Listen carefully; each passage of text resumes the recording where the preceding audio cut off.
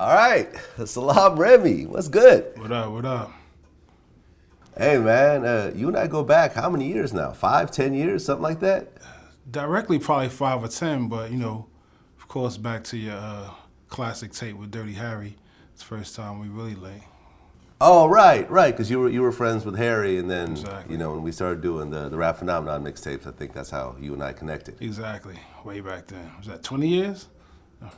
Yeah, I think about 10. I think 10. Yeah, I think that the Biggie tape came out like 2003, and I think the Tupac tape came out 2004. So There we yeah, go. might be 10 even a plus. little bit longer. Might be about Exactly. 12 or 13 years. Yep. Well, we have one of the most prolific music producers of all time right here. I mean, just point blank period of any genre. Not just hip hop, just of music in general. I mean, this is definitely an honor right now. Right. I mean, I'm blessed to be here, still doing what I do. And the most humble, low key dude that I know. I mean, like I'm friends with Swizz, and like Swizz is like, Swizz is in the building, but you're like That's what he always does. been kind of background. Yeah, basically that's part of my personality, and then I like to just get it done and keep it moving. I'm from the back streets, so we stay like that. Well, I mean, it's definitely been working for you. Oh, for sure. Congratulations on everything. When I was like started going through the research and everything you've done, it was like, God damn, like I didn't know half of this stuff. Yeah, I mean, and that's the beauty of where I think I'm at now is a lot of people that do know me very well don't even know all the different things that I've worked on. So I'm, excited to still be here. And like I said, I'm still getting it in every morning, up early, figuring out what's next, and I'm blessed to have a career, but also to have connected to with the artists I connected with because, they were the real stars. Yeah, I mean, they say that do something you love and you never have to work a day in your life. Basically, once you get all the all the drama away from you and you stay secluded, get it done. So I'm loving life right now. You know what I'm saying? Just getting things I want to do. Absolutely. Now, you actually grew up in a musical family. Your father was a musician. Musician, producer, still a manager. He manages Allison Hines in Barbados. He's lived in Barbados for the last 15 years and had different artists that he managed in that spectrum. So I think he's on a soca cruise somewhere now, getting a check and making sure that the business is flowing right. But yeah, definitely came up through a musical family, on all sides and, was born into that. Now, when you were growing up and you were seeing your dad do his thing on the music side, like how much were you actually doing as a small kid? Well, for me, from the jump, I was around my dad and my uncles always playing. So I had like one uncle that played percussion with Lonnie Liston Smith and whatever it was. And then another one would be playing upright bass with Buster Williams or Brother Ah, like people I sampled later on. But I was around all that stuff. And then my dad was actually, as a musician with the disco era, Tana Gardner, or, working with Belafonte or different things. So I saw a lot firsthand and was able to kind of approach it still, aware of these things. This is how the music was being made. And, even my mother's brothers, played with James Brown or played around Sugar Hill, I forgot the name of the label, Sylvia's label and the Moments and things like that. So it's just like for me, I saw a lot of it for what it was, and I'd been to a studio and been to rehearsal studios as a, 3, 4, 5, 6, 7, 8-year-old kid. And then even when I was 3 years old, Elvin Jones, Miles Davis's drummer, had put together a small drum kit for me. So I had a real, adult sounding drum kit at 3 years old that I could play. So at what point did you actually start playing instruments? I was playing with them probably when I was 2 or 3 years old. But when I was 3, I actually could play, I could play the disco beat. Now I could do that, and keep up and put the beat, and then my uncles would be playing along with me. But I had the trap drum kit from 3. But you were jamming at 3 years old. 3, yeah. Wow. I mean, this is almost like a Mozart kind of thing, where you see someone that at a very young age is starting to compose music before, anyone's even thinking about it at that age range. I mean, definitely, just the grooving part of it always was there. And as I came up through the years, it was just like, doing drums in school or whatever it was. And then, I went to grade school with Akinelli, and he always talk about I got this first keyboard, when I was probably when I was like 7th grade. And that keyboard, I was able to program beats on it, like make my own patterns and kind of play stuff. So he's like, yo, Salaam had a beat machine on the cheese box, you know what I'm saying, and moving around doing stuff. But I definitely understood that there was a creation process from early, and still finding my way with it. Still had to do all my basic schoolwork and stuff, but it was just still, it was in me. You know what I'm saying? No matter whether I was using it or not, it was always in me. So were you actually taking music lessons at all? I played like in junior high school. I was in the band, and high school I was in the band or the orchestra or whatever it was. I had Steve Reed, a jazz drummer who lived out in Queens, would give me drum lessons on whatever it was. I had my paradiddles and my practice plaids and all that different stuff. So there was always something for me where I was able to keep the music going, but theory wasn't so much my focus by the time I started getting to my teenage years, because I wanted to get into them. I was trying to play hip hop, but bottom line, I was hearing hip hop, I was hearing the drum machines, and I was learning how to program them by the time I was like 11 or 12, and really could make my own groove and whatever it was, starting from that point. Now, your dad was the first person to bring Dougie Fresh into the studio? Yeah. Pops took Doug in the studio to do a record called Pass the Buddha, which was like a cover of Pass the Dutchie, but I think it had Spoonie G, a rapper called Spivey from Uptown, and Doug on it. And Doug actually hit me like on his, it was around his 45th birthday. He was like, yo, I just remember something, how, when I was the first time I went in the studio, you was there, you was touching everything. That's what you was meant to do. You was in the studio playing all the little stuff. And I was like, it is what it is. But yeah, Pops took Doug in the studio. It's almost like Doug is extended family. You know what I'm saying? All the way up. So was your dad doing other hip hop stuff as well, or was he more on the kind of the funk side of things? Dad did the whole thing. I mean, pretty much everything that I produce now outside of the orchestral stuff, he worked on. So he did the jazz stuff. I'd been to he did Jazzmobile. I was around Lenny White and, all those type of more musician, jazz level people. And then he worked with Harry Belafonte for many years. So it was a Caribbean, on the road, that type of stuff. Then he did some disco stuff, like a record with Allison Williams, Before Action, and all that type of stuff. Tana Gardner, that worked that Body LP, he's down as arranger, but was kind of more producing, and came up with the groove for Heartbeat and different stuff like that. So that New York slowed down disco garage type flavor, Pops was in the middle of that, working with different stuff. And then he started, because I was into hip hop, he started putting together stuff. So then he also took an internship at Arista, became a promotion person. And then from being a promotion person, that's when Jive Records was first going through Arista. So the Jive rhythm tracks, put together a 10-pan apple contest. The Fat Boys won it.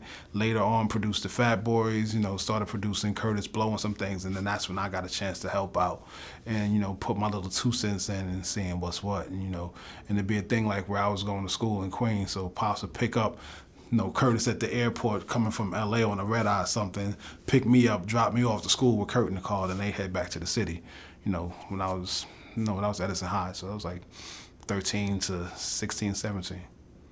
Okay, and then you actually played keyboards on Curtis Blow's Kingdom Blow album. Yep. And that was like your first official like music credit? Yep, that was my first music. That was my first music credit or thing to really pop off and to have on record. I joined ASCAP that year, so I joined ASCAP in 1986. Or actually, okay. maybe 85, 86, somewhere around there. Okay, so you're starting to, you're like a studio rat at this point, and you get your first official credit. Right. What really happens over the next few years? I was still in school, so 98% of the time I'm in Queens. I'm with my boy Brian. Big up MC Dever B and his brother Leon, rest in peace. And I was able to take my equipment. I had a 707 drum machine, a Yamaha DX21, a Yamaha 4-track, and that was in my bedroom along with the turntable. And anything that came on the radio, we lived off of what we taped off the radio.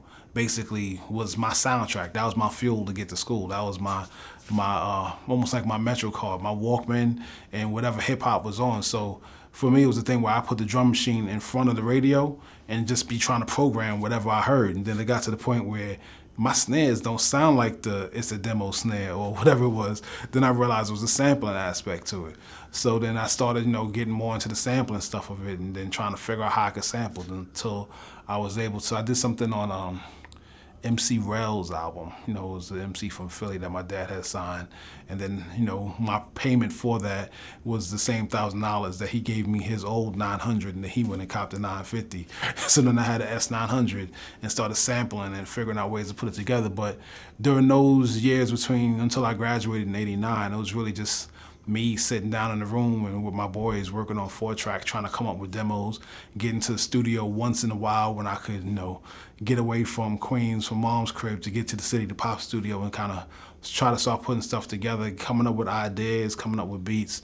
And then by the time I graduated high school in '89, by that July, it was kind of like I'm open for business. Then I did a record, remix of a record called Ooh Child. It was a cover of the 5 Stair Steps of Ooh Child by this artist, Leotis. And that record actually was my first, no, this is not Salaam's Pops getting the check, or this is my check from Mercury Records to me for doing the remix. And from there, it just kept rolling. Because, I'm looking through my research right now. It said that when you got your production deal with Ziggy, or am I pronouncing it right? Ziggy. So Ziggy, that happened in '92.